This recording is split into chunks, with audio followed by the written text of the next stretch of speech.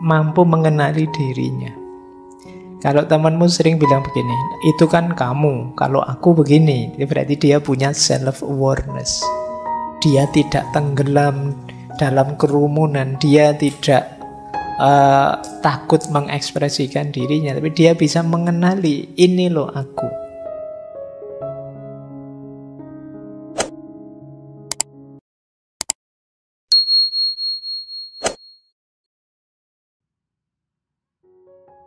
Assalamualaikum warahmatullahi wabarakatuh.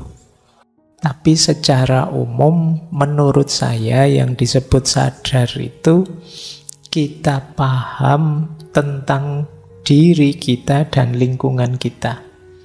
Kita mengenali diri kita dan lingkungan kita. Ini berarti sadar. Kalau kita tidak kenal diri kita, tidak ngerti lingkungan sekeliling kita, ya kita disebutnya tidak sadar.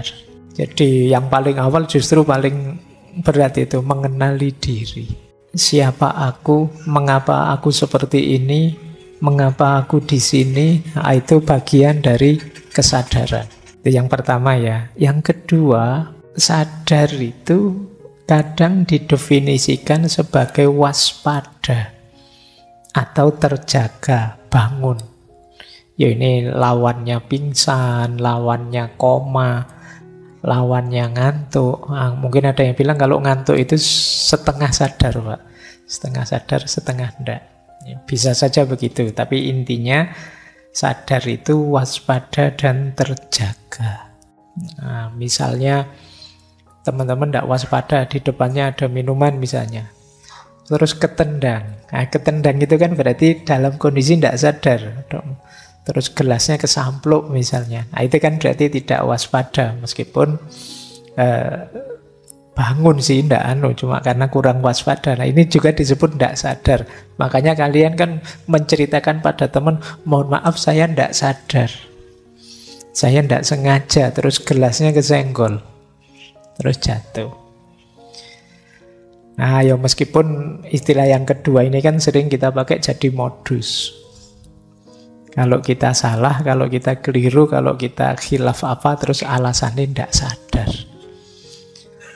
Mohon maaf ya Pak, saya niatnya puasa loh, tidak sadar kok tiba-tiba di dalam warung kayak gini ya, misalnya. Ah, itu kamu kan pakai alasan itu gayamu biar orang tidak menyalahkan kamu. Padahal kamu asik main game misalnya. Loh, saya tidak sadar Pak, dari subuh sampai maghrib saya berarti tadi tidak sholat zuhur, tidak sholat asar. Ya mohon maaf ya Pak, tidak sadar.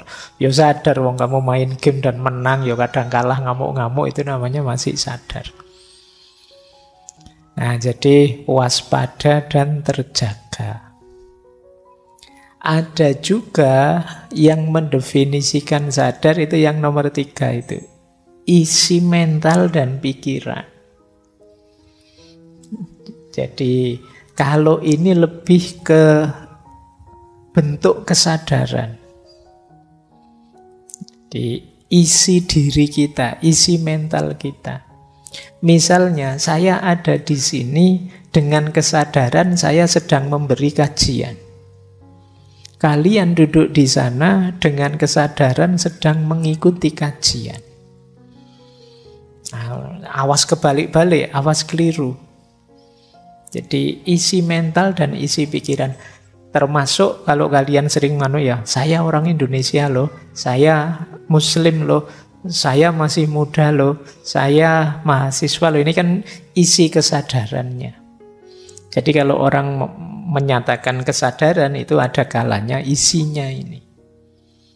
Kalau dibahas yang ketiga ini, tema kesadaran itu bisa luas sekali.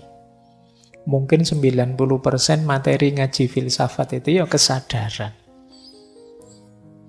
Oke, ya, itu yang kadang-kadang kamu bangun, ya kamu sehat, ndak koma, ndak ngantuk. Kamu ya waspada, tapi orang memarahi kamu. Kamu kok ndak sadar sih?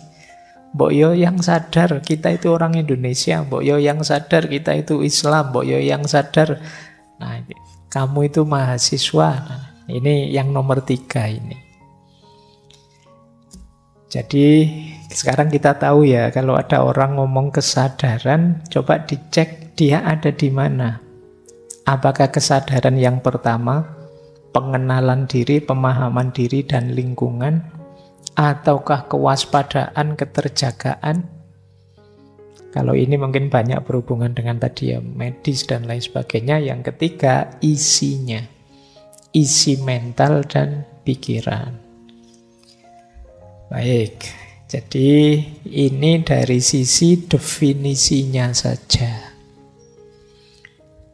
Nah, ya saya tadi sebelum kesini tiba-tiba melihat judul novel itu. Dulu pernah kita bahas. Karya Ibnu Tufail. Judulnya Hai bin Yaqdhan. Saya bawa kata-kata itu, saya tidak akan bahas isinya. Kalau kalian ingin tahu isinya, dicek lagi ngaji filsafat yang lama ya. Cuma saya tertarik dengan kata-katanya. Ini novel ini ditulis oleh Ibnu Tufail. Sebelumnya juga Ibnu Sina pernah nulis cerita dengan tokoh Hai bin Yaqdhan juga. Jadi kalau dalam bahasa Arab, Hai itu artinya hidup, hayyun. Yaqdhan itu artinya bangun. Jadi hidup, ini kalau diartikan letterlek ya, itu kan tokoh utamanya memang di novel itu namanya Hai bin Yaqdhan. Kalian boleh beli novelnya. Terjemahannya banyak. Kalau Arabnya juga ada, malah bisa di-download gratis. Kalau mau. Kan tidak apa-apa buat koleksi. Kamu kan kalau urusan perbukuan kan lebih kolektor daripada pembaca. Ya, saya tahu benar itu. Nah, kalau Hai itu artinya orang yang hidup. Kalau Yaqdhan artinya orang yang bangun. Jadi Hai bin Yaqdhan itu orang hidup, anaknya orang yang bangun. Ini menarik ya, dua kata yang digabungkan oleh Ibnu Tufail. Mungkin maksudnya begini. Banyak orang yang hai, yang hidup, tapi tidak bangun. Ya mungkin hidupnya tidak berkualitas, tidak tercerahkan. Tidak sadar tentang kenyataan dirinya, kenyataan lingkungannya. Maka dia ini hidup, wong yo makan, wong yo menghabiskan uang banyak. Wong yo orang tuanya capek membiayai. Tapi dia tidak bangun, tidak yaqdhan. Jadi tidak menyala, tidak tercerahkan. Ya, saya pakai kata menyala, kalian sekarang kan sering pakai kata menyala itu. Ya. Jadi yaqdhan itu bangun menyala. Jadi banyak orang yang hidup tapi tidak bangun. Kalau sebaliknya apa bisa, Pak? Bangun tapi tidak hidup. Logikanya ya tidak mungkin orang bisa tidak hidup kok bisa bangun. Tapi mungkin saja ada orang yang pikirannya kelas tinggi, melangit.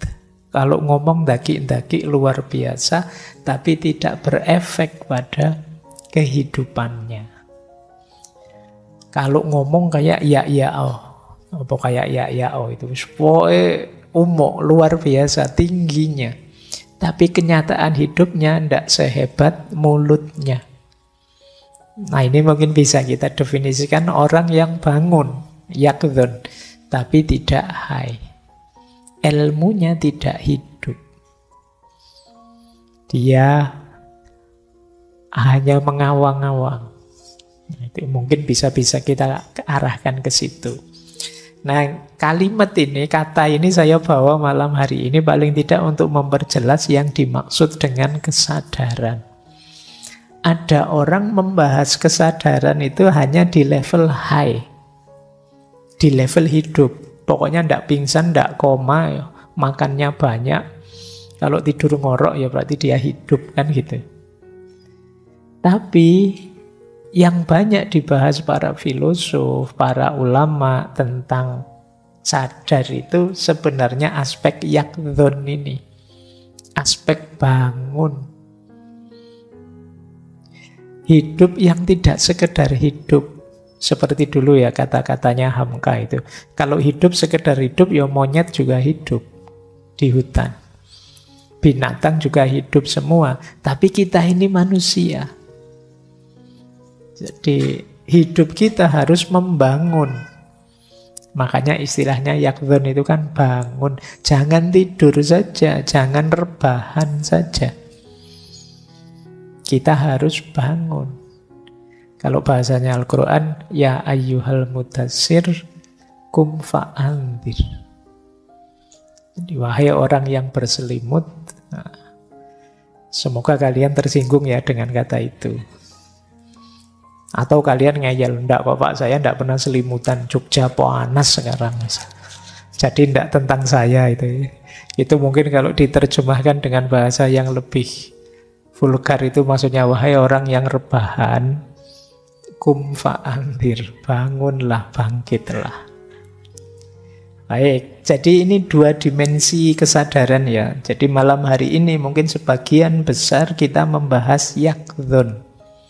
Kesadaran level bangun, tidak sekedar kesadaran bahwa kita hidup. Meskipun nanti kita singgung sedikit tentang hai ini. Yang disebut hidup itu apa? Hidup yang sadar.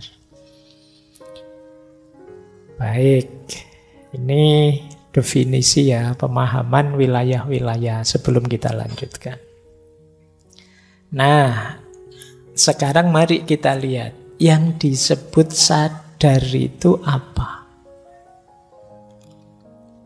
Ada 3 jenis pengalaman yang disebut sadar. Yang pertama namanya phenomenal consciousness atau kesadaran fenomenal. Yang kedua access consciousness, kesadaran akses. Dan yang ketiga self consciousness, kesadaran tentang diri. Jadi yang pertama phenomenal consciousness, kesadaran fenomenal. Kesadaran fenomenal itu kita bisa merasakan pengalaman subjektif. Ketika kita berpikir, ketika kita merasakan sesuatu, ketika kita berhubungan dengan sesuatu, ini namanya kesadaran fenomenal. Sensorik, motorik, psikomotorik, kognitif kita kerja dan bisa merasakan sesuatu, berarti kita sadar. Tapi sadar secara fenomenal. Misalnya ya, kita bisa minum.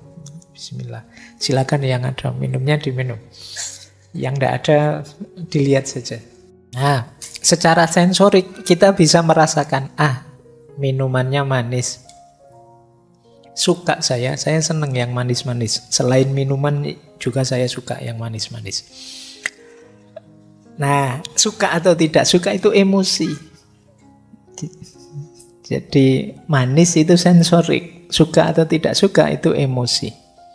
Kemudian pasti tadi diberi banyak gula, itu kan kesimpulan pikiran. Kita bisa seperti itu berarti kita sadar. Tapi kalau ditanya, Pak, tadi minum rasanya gimana, Pak? Lupa ya, kayak gimana ya tadi rasanya? Kok enggak ingat saya? Berarti enggak sadar. Nah, ini namanya kesadaran fenomenal. Jangan-jangan ini kelihatan simpel, tapi mungkin sebagian besar pengalaman kita mengalir begitu saja tanpa kita sadari. Ayo kalian tadi berangkat ke sini misalnya, ketemu berapa motor misalnya. Nggak lupa Pak, nggak ngitung saya Pak. Padahal dihitung bisa, tapi kalian kan nggak ngitung. Biarkan lewat saja, itu namanya tidak disadari. Ya, ketika kalian ke sini tadi sudah berapa orang di masjid, ya nggak ngitung Pak, pokoknya banyak gitu saja. Ini secara fenomenal kita tidak secara serius ingin menyadarinya.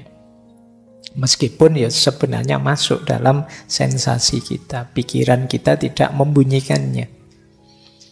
Jadi kalau ini kesadaran fenomenal, berhubungan banyak dengan rasa. Kalau kalian bertanya gimana sih rasanya, gimana sih sensasinya, nah ini phenomenal consciousness. Yang kedua, access consciousness, kesadaran akses. Kalau kesadaran akses itu kesadaran ketika kita tidak sekedar menyerap, tapi juga menganalisis, tapi juga merespon, tapi juga bereaksi tentang itu. Ini namanya kesadaran akses. Jadi pikiran, kata-kata, atau tindakan sebagai respon terhadap hasil serapan kita itu access consciousness. Berarti memang sadar. Nggak lewat jalan ini lagi, sering macet. Nah itu berarti tadi disadari, terus kalian bisa mengaksesnya, bisa meresponnya. Baik dengan pikiran maupun dengan tindakan, bahkan mungkin dengan kata-kata. Ada orang yang fenomenalnya bagus, tapi aksesnya tidak. Jadi dia nggak berdaya merespon, nggak berdaya, nggak bisa memikirkannya, menganalisisnya. Ini jenis kedua.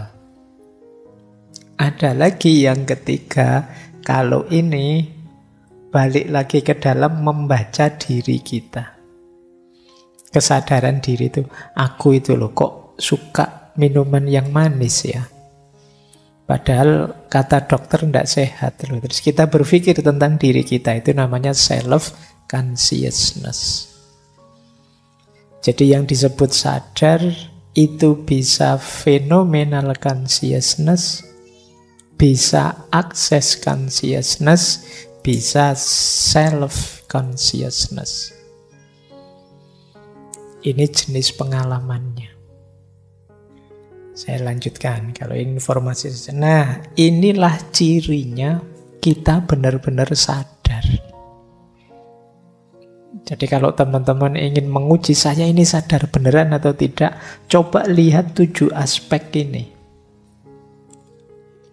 Ini konsep ini disebut 7 aspek kesadaran. Dari yang paling fisik sampai yang lebih dalam. Nah sekarang kita lihat, kita termasuk orang yang sadar apa tidak. Yang pertama, orang sadar itu cirinya mampu menyadari dan menyerap informasi sensorik. Jadi ciri pertama persepsi. Mata bisa melihat, kemudian telinga bisa mendengar, kemudian hidung bisa, hidung itu apa? Mencium ya. Kamu kalau ciuman pakai hidung? Ya, membau. Ya. Terus kalau merasa pakai apa? Merasa itu lidah apa hati? Iya. Kamu pelajaran panca indera masih belum lulus. Yuk belajar dalam-dalam. Oke ya, yang pertama persepsi. Persepsi normal berarti lumayan, kamu sadar. Tapi hanya satu unsur, masih ada unsur yang lain. Orang sadar yang kedua, cirinya apa? Attention. Attention itu bisa memfokuskan kesadaran pada hal tertentu dan menyisihkan yang lain. Ini namanya orang sadar. Saya sekarang tak ngaji, main HP-nya nanti saja, berarti kamu sadar. Jadi, saya sekarang tak makan dulu, nanti saja main gamenya. Nah, ini namanya bisa melakukan attention. Berarti kamu benar-benar sadar. Ada loh orang itu yang sulit untuk fokus. Tidak bisa melakukan sesuatu secara penuh perhatian. Nah, orang yang kesadaran penuh itu bisa attention, bisa memfokuskan target kesadaran pada objek tertentu. Nah, yang kedua, intention. Intention itu bisa punya target, punya intensi, bisa punya maksud. Kalau situasi kayak gini enaknya harusnya kita ngapain ya? Jadi ada maksud yang bisa kita lihat, berarti memang sadar. Kalau kita tidak sadar, kita tidak mungkin punya keinginan ini, keinginan itu. Jadi tidak apa-apa kalau kamu punya teman cerewet, aku pengen ini, aku pengen itu. Ya, alhamdulillah, meskipun tidak keturutan, yang penting temanku masih sadar. Jadi dia tidak pingsan, tidak tidur, ya dia masih sadar, alhamdulillah. Nah, ini intention namanya. Mampu punya keinginan. Kemudian yang keempat, self-awareness. Mampu mengenali dirinya. Kalau temanmu sering bilang begini, itu kan kamu, kalau aku begini, berarti dia punya self-awareness. Dia tidak tenggelam dalam kerumunan, dia tidak takut mengekspresikan dirinya, tapi dia bisa mengenali, ini loh aku. Terus punya self-awareness, mengenali diri sebagai individu yang unik, sebagai diriku sendiri. Itu yang keempat. Yang kelima, orang sadar itu emosinya hidup. Emotional experience. Kita bisa gembira, bisa sedih, bisa marah, bisa cemas, bisa senang. Berarti sadar. Jadi bisa merasakan dan mengekspresikan rasa. Berarti sadar. Gimana ngaji malam hari ini? Tidak tahu ya Pak. Ayo, berarti kamu tadi ngajinya tidak sadar. Kalau tidak cocok, tidak enak Pak ngajinya tadi. Enak Pak ngajinya tadi. Itu kan emosimu hidup, main. Berarti kamu menjalankannya dengan sadar. Jadi kalau kita sadar, itu emosi kita pasti bekerja. Meskipun tidak dinyatakan, meskipun tidak dibunyikan. Begitu ditanya, kamu bisa jawab. Misalnya, gimana kuliah hari ini? Wah, tidak kayak minggu lalu Pak, saya agak capek. Kayak itu kan emosimu main. Ketika kamu benar sadar, ini akan main. Kemudian ciri lagi yang keenam, orang sadar itu volition. Volition itu bisa membuat keputusan sendiri secara sadar. Saya ingin tidur saja malam hari ini, sampai besok pagi jam 7 misalnya. Nah, itu volition. Bisa memutuskan sendiri, mengambil tindakan sendiri. Sesuai nilai yang menurut kita benar. Alah, daripada nonton TV, tidak ada yang bagus main game bosen pegang HP, ngapain juga tidak ada yang WA. Misalnya, tidur aja deh. Itu kan keputusan kita sendiri, itu menunjukkan kita sadar, namanya volition. Dan yang terakhir, orang sadar itu cirinya metacognition. Metacognition itu bisa memikirkan pikirannya. Itu benar-benar sadar sudah. Aku tadi kok mikir yang aneh-aneh gitu ya. Itu kan memikirkan pikiran. Itu kamu sangat sadar itu berarti. Kok bisa-bisanya membayangkan yang aneh-aneh gitu ya tadi ya. Itu memikirkan pikiranmu sendiri. Ini namanya metacognition. Menunjukkan ya memang kita sadar sih. Bisa mengenali diri kita sampai ke level pengenalan itu sendiri. Jadi ayo dicek ya, teman-teman punya ciri 7 itu apa enggak? Kalau punya, alhamdulillah sadar. Kalau Pak banyak yang hilang Pak, saatnya disadarkan. Orang yang tidak punya 7 itu berarti tidak sadar. Orang yang tidak sadar tidak menikmati hidupnya. Mungkin ada banyak hal menarik, hal nikmat, hal luar biasa, tapi kamu lewatkan begitu saja.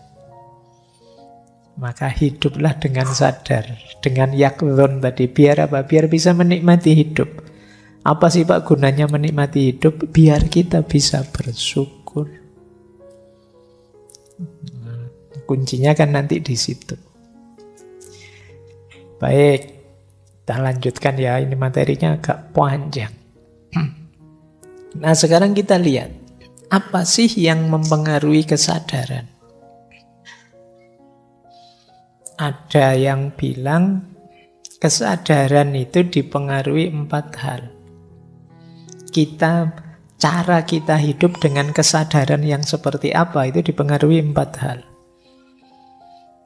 Yang pertama, susunan genetik, warisan genetik. Jadi memang orang itu membawa warisan genetik. Mungkin kita jadi orang yang pemurung kah, ambisius kah, itu mungkin ada hubungannya dengan struktur DNA kita. Yang itu ya diwariskan turun-temurun. Yang kedua tentu saja kalau ini banyak diceramahkan, keluarga dan masyarakat. Jadi kesadaran kita banyak dipengaruhi oleh keluarga dan masyarakat. Kita lahir dari keluarga seperti apa, seperti itulah kita biasanya berperilaku. Di masyarakat yang bagaimana, seperti itulah kita berperilaku. Misalnya menghadapi orang minta-minta di pinggir jalan, itu mungkin ada yang bilang, nggak usah dikasih Pak, kalau dikasih manja. Nah, temenmu bilangnya, alam dikasih saja paling berapa, toh kita juga nggak rugi.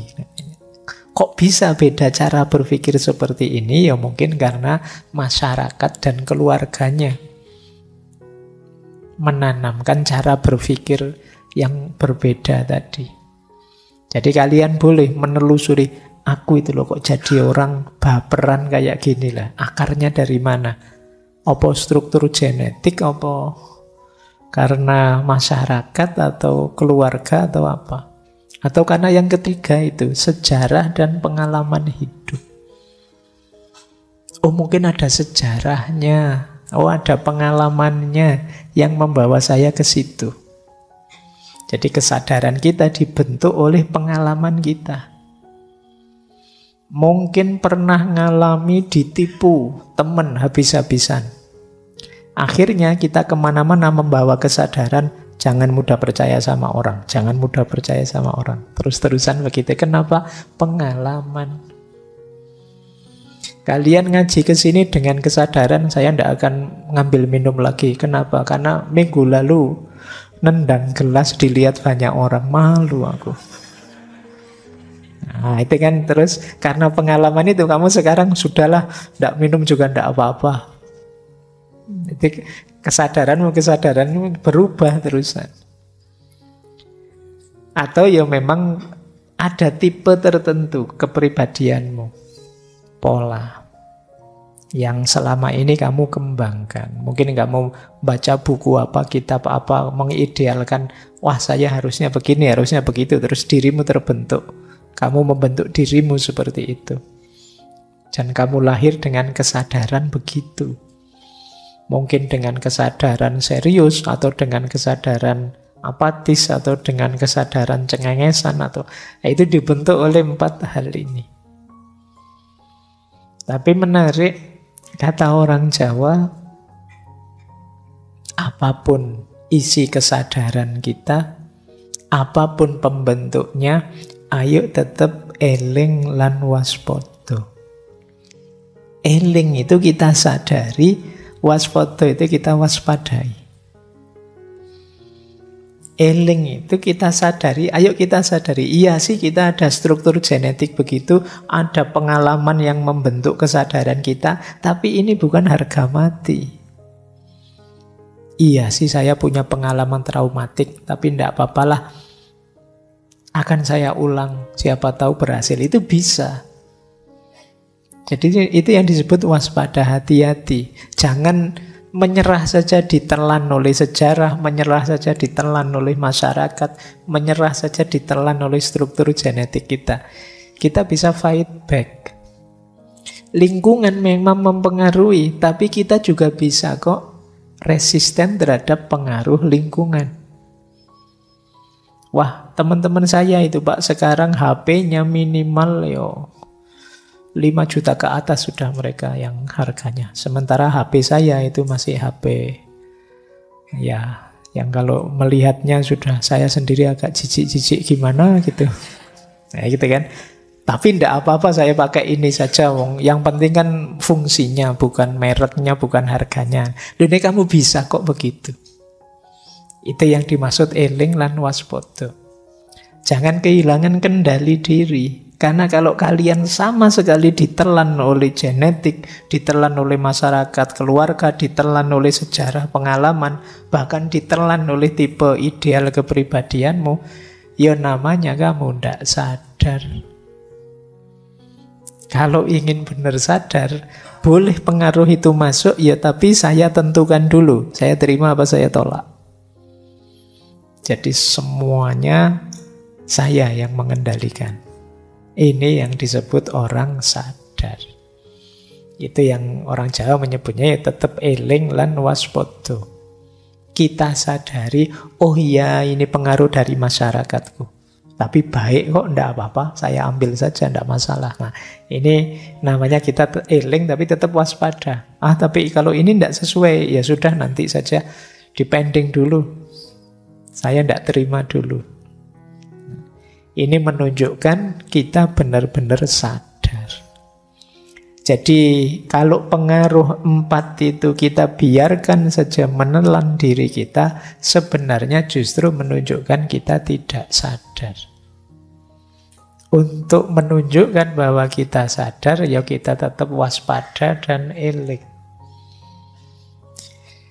Ini saya ambil pakai istilah bahasa Jawa, tidak apa-apa ya, kalian akrab familiar dengan istilah ini. Kapan-kapan kita bahas panjang lebar istilah eling lan waspada ini, biar materi hari ini lebih mengarah. Baik ya, jadi ini yang mempengaruhi kesadaran kita. Yuk dilanjutkan. Ambil nafas sebentar. Kamu kenceng terus ini materinya. Ini sampai terakhir nanti ada bermacam-macam teori. Nah, ini teori yang mungkin sering kalian dengar. Ada kesadaran namanya conscious. Ada bawah sadar namanya subconscious. Ada ketidaksadaran namanya unconscious. Ya, sadar itu berarti yang saya lakukan, saya pikirkan, saya katakan secara sengaja.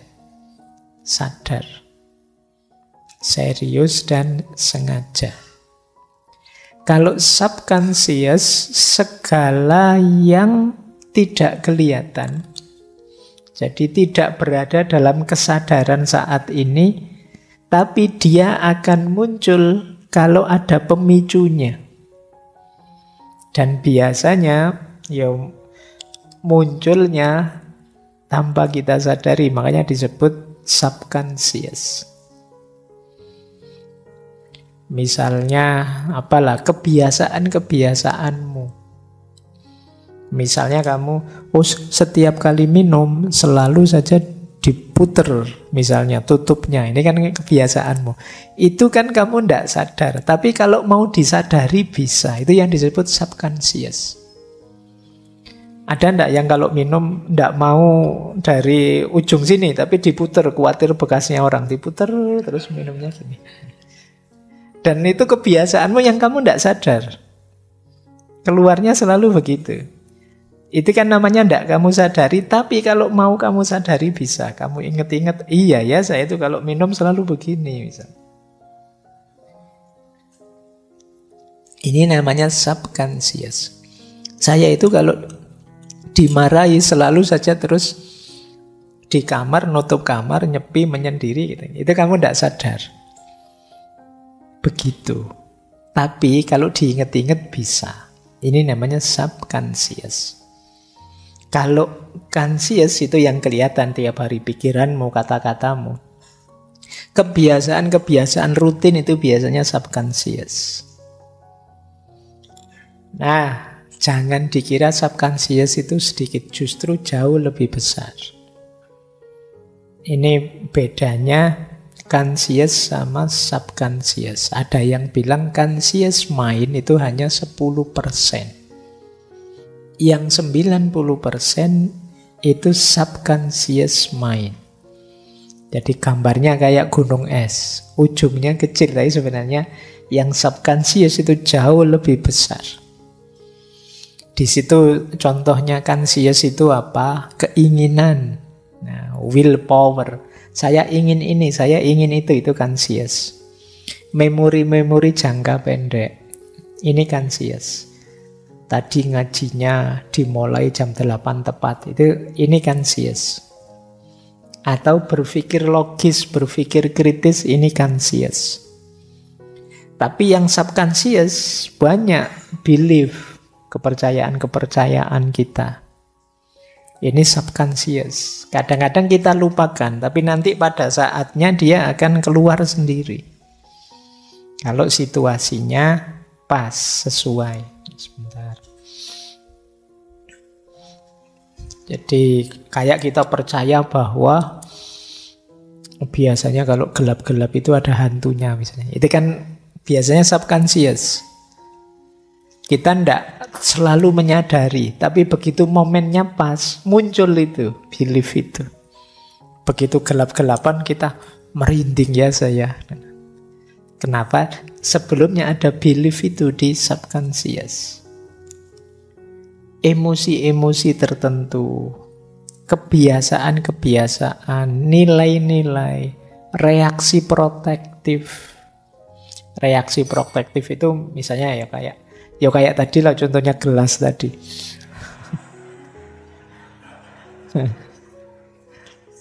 Itu reaksi protektif Allah biar tidak menjatuhkan gelas lagi. Saya sudahlah kalau banyak orang tidak usah ngambil gelas misalnya. Protective reaction. Long term memory, memori jangka panjang, termasuk intuisi dan imajinasi. Ini masuk subconscious. Ketidaksadaran. Jadi diri kita itu banyak sekali hal-hal yang tidak kita sadari dibandingkan yang kita sadari, yang nyetir kita. Apalagi nanti ada yang ketiga, unconscious. Sama sekali tidak kita sadari. Kalau subconscious tadi kamu ingat-ingat, kamu petakan ketemu, iya sih saya biasanya begitu. Saya punya gaya hidup begini yang kadang-kadang keluar. Saya punya habit seperti ini. Tapi begitu unconscious, itu kamu ingat-ingat juga tidak ketemu. Dia dalam situasi sangat khusus akan muncul. Ini orang menyebutnya level 8 yang paling dalam. Punya trauma-trauma apa. Anak ini biasanya kalem sekali, tiba-tiba ketika marah begitu mengerikannya.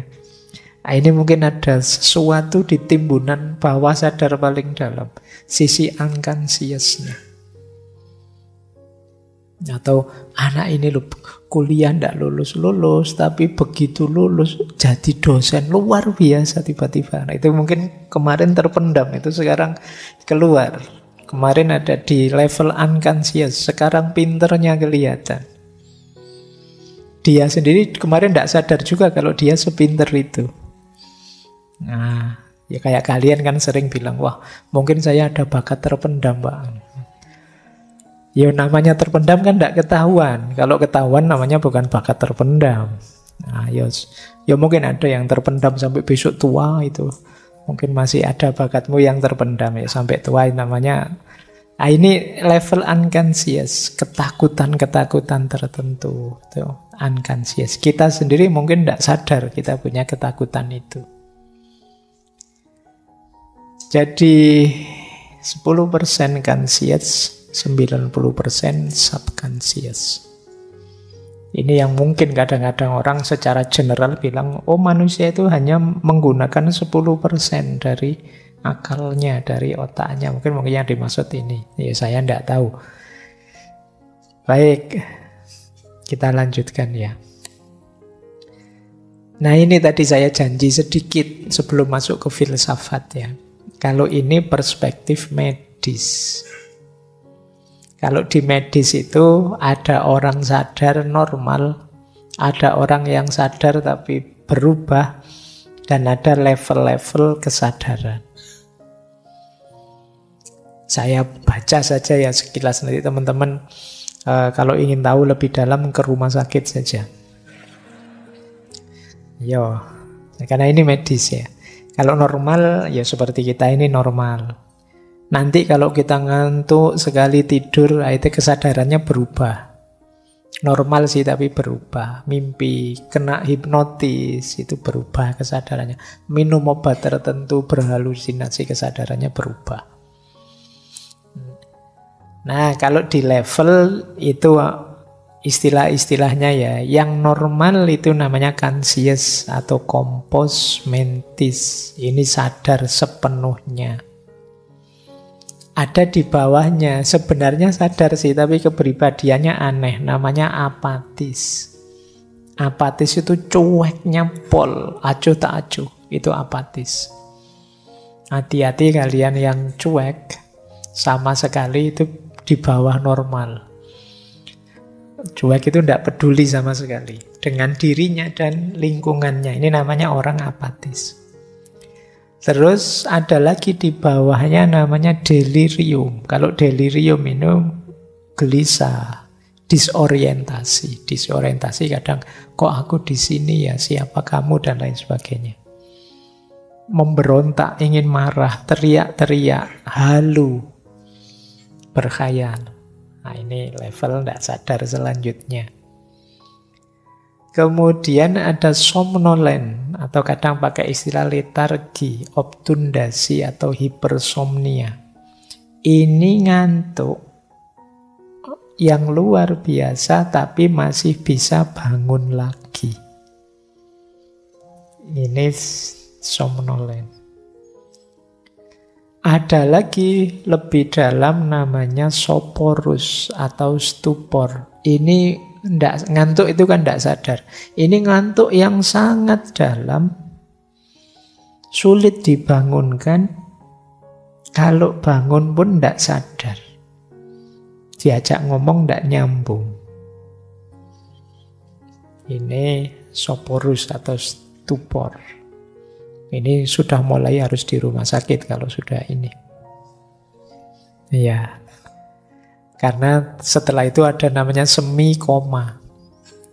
Semi koma itu orangnya tidak bisa merespon lagi, sudah tidak bisa dibangunkan, tapi kornea mata, pupilnya itu masih respon. Puncaknya koma. Sudah tidak sadar sama sekali. Dia apa-apain juga tidak respon, disakiti juga tidak respon. Ini koma. Ya setelah itu pasti titik. Ya kalau titik selesai berarti. Itu ya level-level ketidaksadaran ini untuk wawasan saja. Kalian bisa cek di wawasan-wawasan medis tentang ketidaksadaran.